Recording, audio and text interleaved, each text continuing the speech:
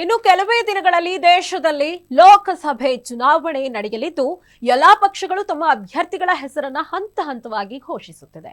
ಆಡಳಿತಾರೂಢ ಭಾರತೀಯ ಜನತಾ ಪಕ್ಷ ಮಾರ್ಚ್ 2ರ ಶನಿವಾರದಂದು ತನ್ನ ಮೊದಲ ಪಟ್ಟಿಯನ್ನ ಬಿಡುಗಡೆ ಮಾಡಿದ್ದು, ಇದರಲ್ಲಿ ವಿವಿಧ ರಾಜ್ಯಗಳ 195 ಸ್ಥಾನಗಳಿಗೆ ಅಭ್ಯರ್ಥಿಗಳ ಹೆಸರನ್ನ ಪ್ರಕಟಿಸಿದೆ.